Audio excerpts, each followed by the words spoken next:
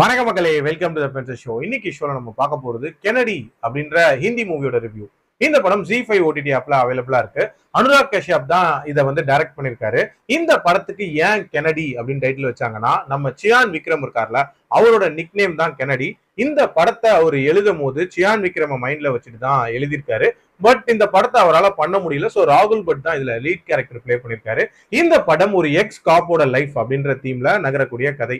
அதுவும் சாதாரண எக்ஸ் காப்ல வெளி உலகத்தை பொறுத்த வரைக்கும் இறந்து போயிட்டதா சொல்லப்படுற நபர்.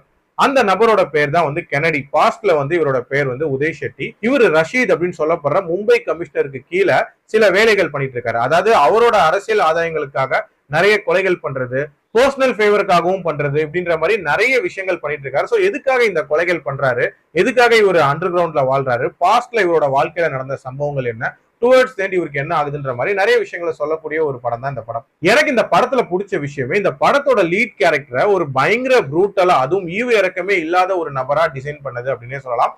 அதுக்கு ஏத்த மாதிரி அந்த பிளாஷ்பேக்ல அவரோட கேரக்டரை ரொம்ப நீட்டாவே காட்டியிருப்பாங்க.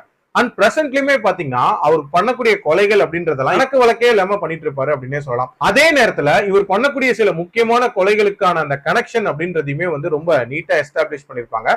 இவரோட பர்பஸ் அப்படின்றதையுமே ரொம்ப நீட்டா கன்வே பண்ணிருப்பாங்க. மேக்கிங் வைஸ் பயங்கர ஸ்டைலிஷா இருந்த ஒரு படம். பொலிட்டிக்கலி ஒரு சில டயலாக்ஸ் அப்படின்றதுமே இந்த படத்துல டு பாயிண்ட் இருந்துச்சு அப்படின்னே சொல்லலாம். பட் இந்த படத்துல அந்த எமோஷனல் ஆங்கிள் அப்படின்றது எனக்கு பெருசா ஒர்க் அவுட் ஆகல அப்படின்னே சொல்லுவேன்.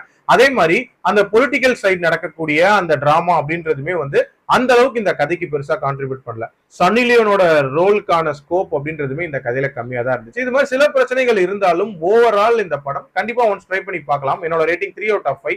அடல்ட் கண்டென்ட்டை பொறுத்த வரைக்கும் ஒரு அடல்ட் சீன் அண்ட் நிறைய ப்ரூட்டலான காட்சிகள் வரும். ஸோ அதுக்கேற்ற மாதிரி பிளான் பண்ணிக்கோங்க. மீண்டும் அடுத்த விமர்சனத்தில் சந்திக்கிறேன். நன்றி, வணக்கம்.